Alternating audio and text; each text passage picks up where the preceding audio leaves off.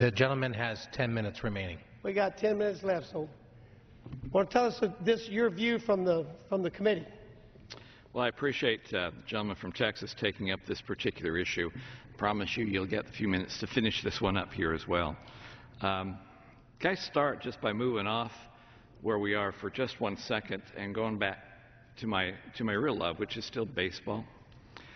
If you recall, back in 1962, they created the amazing New York Mets, a team that set the standard for an aptitude in professional sports. Anyone who wants to seek that to follow now has a perfect standard by which to judge your effectiveness in becoming bad. The New York Mets in 1962 lost 120 out of 162 games. That's the standard by which people now adjust themselves. And it's amazing to think of how the leadership of the New York Mets could cobble together a team of athletes so inept in trying to work together as a particular team, leaving such luminary names as Jay Hook and Ken McKenzie and Choo-Choo Coleman and Hobie Landreth there together. Probably the best of all those names was Marvelous Marv Throneberry, big first baseman who I think in his third year with the Mets actually hit a triple, which is amazing considering he's not really one of those fast runners. But as he was rounding the bases going to third, he missed second base, which was spotted by the opposing team, so they just waited till play was back in, called for the ball, stepped on second base, and he was out. Well, obviously Casey Stengel went running out there to complain about this and argue the case up and down and lost, and Throneberry was out. As he went back to the dugout, he passed the first base coach, Cookie Lavagetto, and said, "Why weren't you out there at least arguing with me?" And Cookie looked at him and said, "Because he missed first base too." And that was the end of the discussion. Now, eventually, the management was able to take the amazing 62 Mets and turn them into the miracle 69 Mets that were the world champion. But the administration of the Mets had to do some fancy work to do that. We are in a situation we have right now where we have an administration in this country that is doing that same kind of work that the Mets leadership did, except in reverse. We're going from the 69 Mets back to the 62 Mets. An administration that took over the best defense, the best military in the world, and is bit by bit pulling it down to the form of mediocrity, even to the level of 62 amazing New York Mets. We have faced 3 potential cuts to the military. First one, the then Secretary of Defense, Gates, said, if you go beyond this first $600 billion cut, it could have devastating effects.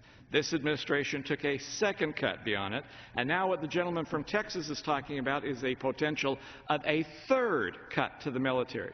Now, what has been the net effect of this administration's efforts on behalf of defense altogether? Well, for the first time, there are 50 major defense programs that have been canceled. This is the first time there is not a single aircraft modernization going on in this country. And if you consider the fact that modernization takes between 10 and 20 years to effect, that means regardless of what happens in November, this country is without a new modernization program for our aircraft for at least 2 decades after President Obama leaves the White House. We were spending 4% of our GDP on military before this president came in. We're now down to 2.5%. That's the percent we have been complaining about our allies in Europe spending. And that compares to 6% under Reagan, 10% under Kennedy, 12% in Korea, 25 or 35% during World War II. We have platforms in our military that are over 25 years of age and not getting any younger. We have the smallest army since World War II. We have the smallest Navy since World War I. In World War II, we had over 6,000 ships. Today, we have 280. We will have the smallest Air Force ever. Several years ago, 2 of our F-15Cs literally broke in flight, and 2 F-18s caught fire while on the aircraft carrier. Our A-10 Warthogs have cracks in their fuselage.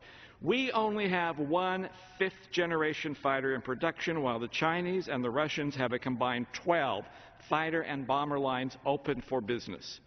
We are moving the defense of this country backwards in an area that is frighteningly fearful. We're going from 69 to the 62 Mets when we should be trying to go in the opposite direction. And that's what happens before sequestration goes into effect. If indeed we add the sequestration, a third cut on top of the other two, we will do what the Secretary of Defense has said. We will hollow out our military. We will put our defense at danger. Not just the defense of this country, but as was previously mentioned, the jobs that are in the private sector that has the military base, the industrial base to help us defend ourselves. And we will take away from the table potential of foreign affairs options that we have. Our ability 2 decades from today to conduct foreign policy is dependent on the decisions we make now to define and have an adequate military backup for what we need to do. These are the decisions we need to be making, and it is essential that we recognize what we are doing now is wrong. To change and reverse our defense cuts, even for 1 year, would take $109 billion. But oddly enough, that is 1 month of borrowing that is being done by this administration. We can't afford this sequestration as a country.